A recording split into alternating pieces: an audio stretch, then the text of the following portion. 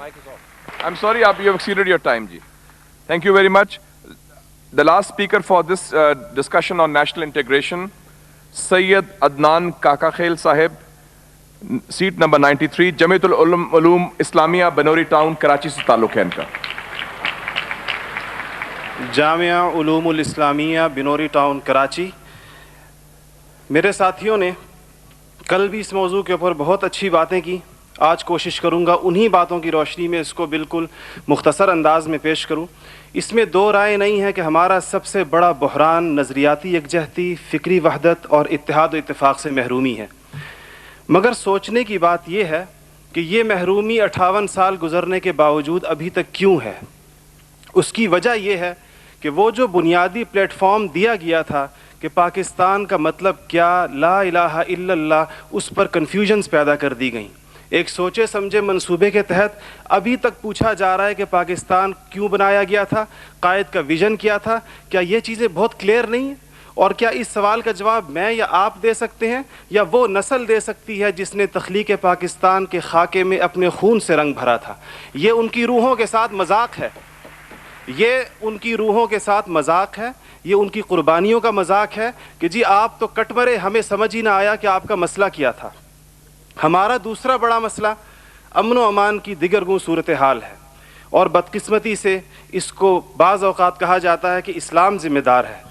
हालांकि कुरान का मुताला बताता है कि सबसे ज़्यादा इस्लाम अमन व अमान के ऊपर ज़ोर देता है. इब्राहीम अलैहिस्सलाम की दुआ तो ज़रा देखिए. मईशत की बात बाद में करते हैं, इकॉनमी की बात बाद में करते हैं, पहले अमन की बात करते हैं. फरमाते हैं रब्बि जअल हाज़ल बलद आमिना, इलाही मेरी इस बस्ती को अमन का गहवारा बना दे. फिर फरमाते हैं वर्ज़ुक़ अहलहु मिनस समरात, इसमें रहने वालों को इनकी मईशत भी ठीक कर दीजिए. और अल्लाह ताला भी जब अपने इनामात गिनवाते हैं तो फरमाते हैं इब्राहीम अलैहिस्सलाम को कि वइज़ जअलनल बैत मसाबतन लिन्नासि व अमना, हमने आपको एक ऐसी जगह बसाया जिसको बार बार आने की जगह और अमन का गहवारा बनाया. ये तो बात बिल्कुल वाज़े है. मसला ये है हमारा अमन व अमान तबाह क्यों हुआ, हमारा नौजवान किस तरह दहशतगर्दों का आला बना और हम रोज़ बरोज़ लाकानूनियत की दलदल में क्यों धंसे जा रहे हैं.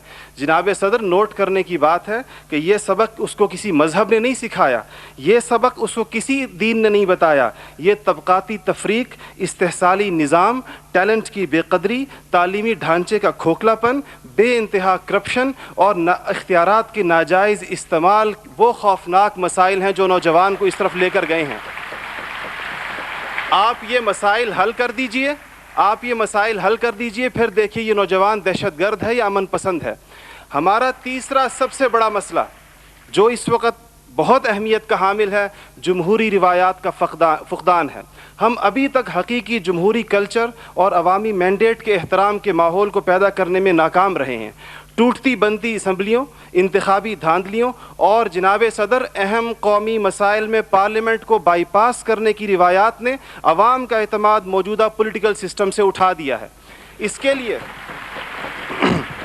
हमें अपने उस पड़ोसी मुल्क से सबक सीखना चाहिए जहाँ से मुशाहिद साहब तशरीफ़ लाए हैं और आप अनकरीब जाने वाले हैं. उनकी और हमारी तारीख़ आज़ादी एक ही है. उनको और हमको हमें और उनको एक जितना वक्त मिला है, मगर उन्होंने अपने यहाँ जमहूरी अक़दार को इतना मजबूत कर दिया है कि हुकूमत कितनी नाकाम साबित क्यों ना हो जाए, कोई भी उस्ताद टूट पड़े, ये नहीं हो सकता कि फ़ौज बैरकों से निकले इक़्तिदार में आकर बैठ जाए.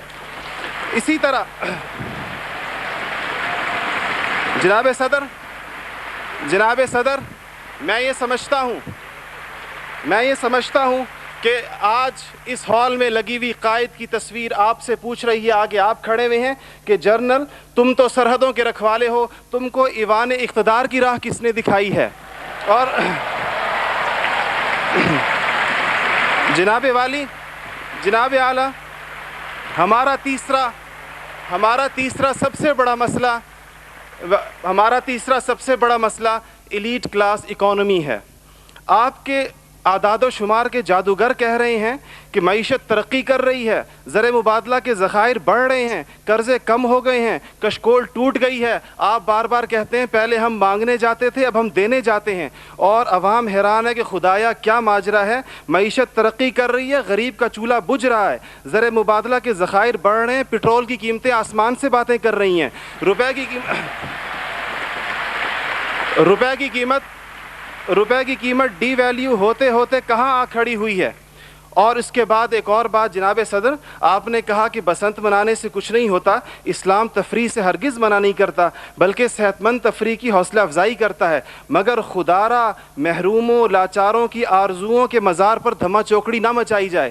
دیکھیں اسلام یہ کہتا ہے اگر ایک گھر کے اندر ایک عجیب تاثر ہے, ٹھیک ہے لوگ انفرادی طور پہ پتنگ اڑائیں, کوئی اس کو حرام نہیں کہتا, مگر جب ایک غریب دیکھتا ہے کہ میرے پیٹ میں روٹی نہیں, میرا صدر پتنگ بازی کر رہا ہے, تو وہ یوں سمجھتا ہے کہ ہمارے درمیان کوئی گیپ ہے.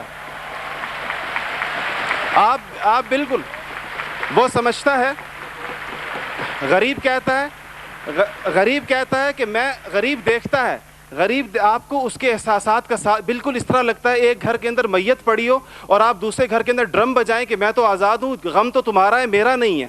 تو اس کو کوئی بھی اس کی اجازت نہیں دے گا, کوئی بھی مذہب کہے گا کہ نہیں, اس کا احساس کیجئے, اس کے اشک شوئی کریں, اس کو سینے سے لگائیے. اس کے علاوہ جناب صدر ایک بہت اہم بات جو ہم محسوس کرتے ہیں کہ بعض مسائل آپ کے لہجے کی کرختی کی وجہ سے خراب ہوتے ہیں. آپ بلوچستان کے عوام سے کہتے ہیں تمہیں ہم وہاں سے ہٹ کریں گے, تمہیں پتہ ہی نہیں چلے گا ہم نے تمہیں کہاں سے ہٹ کیا ہے. یہ چیزیں آپ قوم کے بڑے ہیں, آپ کو بالکل قوم سے اس انداز میں گفتگو کرنی چاہیے جس طرح آپ اپنے بیٹے بلال سے گفتگو کرتے ہیں. آپ کو اس کے جناب صدر آپ کا لہجہ جو ہے, وردی کی بات میری بہن نے کی, وردی کی بات تو آپ نے خود 14 کروڑ عوام سے کہا تھا میں 31 دسمبر کو اتار دوں گا, پھر قوم کے وسیع تر مفاد میں آپ وعدے سے مکر گئے. تھینک یو جی, شکریہ, مہربانی, تھینک یو. آپ کا ٹائم ہو گیا ہو جی.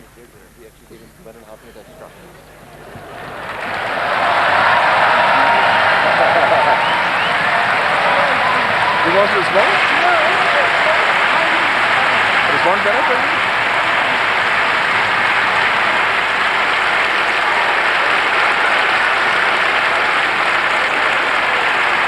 Okay.